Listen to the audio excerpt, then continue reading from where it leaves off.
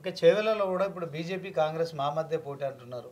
ఎవరు కొండా విశ్వేశ్వరరెడ్డి తర్వాత రంజిత్ రెడ్డి. వాళ్ళు అంటుర్రు, మేము అది ఒప్పుకుంటలేము కదా. ఉమ్, ఇది అంతే ఎవరు చెప్పాలి? ఉమ్, ప్రజలు చెప్పాలి, ఓటర్ మహాశయులు చెప్పాలి.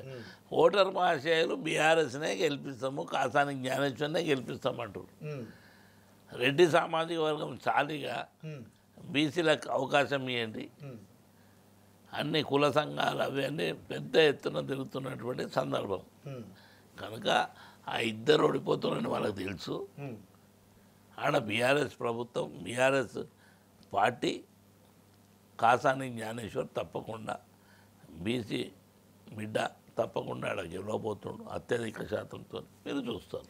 ఓకే. చేవెళ్ళ ఎంపీగా బీఆర్ఎస్ పార్టీకి సంబంధించి చేవెళ్ళ కోసం కాసాని జ్ఞానేశ్వర్ ముదిరాజు ఏం చేయబోతుంది? నేను గతంలో అక్కడ జిల్లా పరిషత్ చైర్మన్గా చేసిన 5 సంవత్సరాలు ఏ గ్రామంలో ఏం కావాలనో ఏ అవసరాలు ఉన్నాయో నాకు తెలుసు. ఉమ్, అదేవిధంగా పార్లమెంట్లో మన ప్రాంతం రావాల్సినటువంటి ఇష్యూల మీద తప్పకుండా గలమెత్తాం, డిస్కస్ చేస్తాం. అదేవిధంగా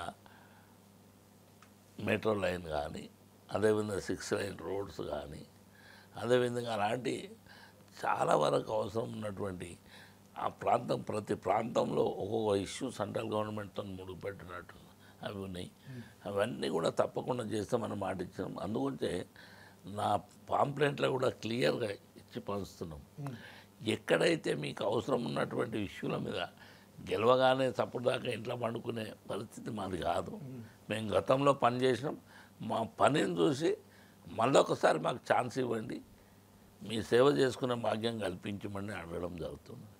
ఎందుకంటే రంజిత్ రెడ్డి కానీ, కొండ విశ్వేశ్వరరెడ్డి గారు వాళ్ళు కూడా ఇక్కడనే గెలుచున్నారు 5 సంవత్సరాలు. వాళ్ళు చేసిన పని, వాళ్ళ పని మా పనికి మీ కళ్ళ ముంగటనే ఉంది.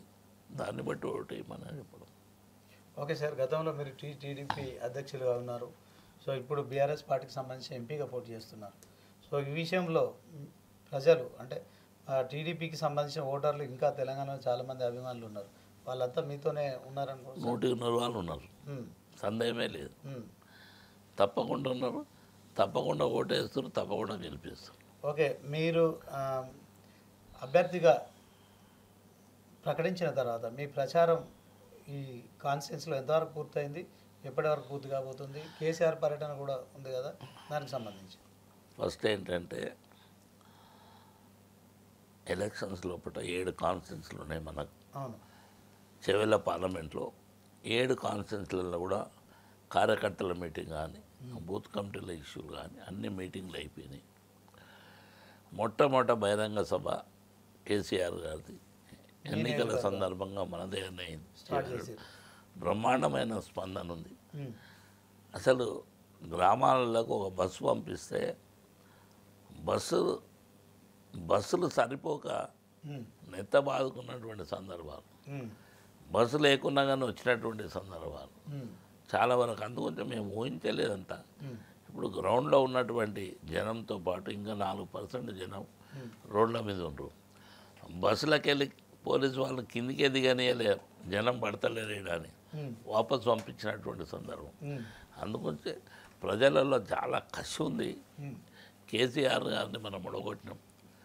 ఈ తప్పుడు వాగ్దానాలు, తప్పుడు ఇలా యొక్క సోంచు కనుక కాంగ్రెస్ చెప్పింది ఒక్కటి కూడా నెరవేర్చలేదు. ఎప్పుడెప్పుడా మళ్ళా బీఆర్ఎస్ ఓటేసి, కారు గుర్తుపై ఓటేసి కేసీఆర్ గారిని బలపరచాలి, ఇక్కడున్న ఆయన నిలబెట్టినటువంటి కాసాని జ్ఞానేశ్వరం కూడా గెలిపించాలన్న తపనతో ఉండు. తప్పకుండా జనము కసితో ఉన్నప్పుడే అలాంటి మీటింగులు సక్సెస్ అవుతాయి. బ్రహ్మాండమైన మీటింగ్. నేనేమంటున్నా అంటే మీటింగ్ మనం కూడా చాలా చూసినాం. జనం కసితో వచ్చే మీటింగ్లలో ఇది ఒకటి. అంటే 13 ఏళ్ళు ఉద్యమ నాయకుడిగా కేసీఆర్, అలాగే 10 సంవత్సరాలు ముఖ్యమంత్రిగా ఒక తిరుగులేని నాయకుడిగా తెలంగాణ ఏదైతే ప్రత్యేక రాష్ట్రంలో ఆయనదంటూ ఒక ప్రత్యేకమైన స్థానం. దాంట్లో ఇప్పుడు ప్రతిపక్ష నేతగా ఉన్నప్పుడు చరిష్మయం తగ్గిందా జనాల్లో, అట్లాగే ఉందంట? వ్యక్తిత్వం ఎప్పుడు తగ్గదండి. నిరంతరం పోరాటంలో ఉన్న వ్యక్తి కేసీఆర్ గారు, నిరంతరం. కనుక ఏమి తగ్గలే. సరే, ఆయన పెద్ద మనిషి, కొద్దిగా కాలు ఇరిగింది, కొన్ని రోజులు కట్టబట్టుకొని నడుస్తుంది కానీ మాటల్లో కానీ ఆయన ఆలోచన విధానంలో కానీ ఆయన కలిసినటువంటి వ్యక్తులండి కొన్ని వేల మంది సార్ మీరు ఓడిపోతారని తెలియదు. అక్కడ లోకల్ ఇష్యూల మీద మేము ఇట్లా వేసినాం, వీడు ఇంత ఇస్తా అంత ఇస్తా అంటే చూద్దాం అనుకున్నాం, మీరు ఓడిపోతారని అనుకోలేదు. ఇట్లా చెప్తున్నాను కనుక కేసీఆర్ చరిత్ర కంపల్సరీ అట్లనే ఉంది. తప్పకుండా ఈసారి పార్లమెంట్ సీట్లు చాలా అత్యధికం రాబోతున్నాయి కనుక మనం సంఖ్య చెప్పే వ్యవస్థ అవసరం లేదు. గతంలో 10 సంవత్సరాలు చేసినటువంటి ఆయన పనులే బీఆర్ఎస్ని గెలిపించబోతుంది. అదేవిధంగా అందరు క్యాండిడేట్లకు కూడా బాగా ఇచ్చిండ్రు. మీరు ఈసారి చూస్తే 17 సీట్లలో 6 సీట్లు బీసీలకు ఇచ్చారు, ఏ పార్టీ కూడా ఇవ్వలేదు. కనుక నేనేమన్నా మంచి శుభపరిణామం. తప్పకుండా బీసీలతో పాటు అణగారిన కులాలు సబ్బండ వర్గాలు బీఆర్ఎస్ పార్టీ వెంబడి ఉన్నారు. తప్పకుండా బీఆర్ఎస్ క్యాండిడేట్ని గెలిపిస్తారు. చేవెళ్ళగడ్డ మీద కాసాని జ్ఞానేశ్వర్ అత్యధిక మెజార్టీతో గెలవబోతున్నారు.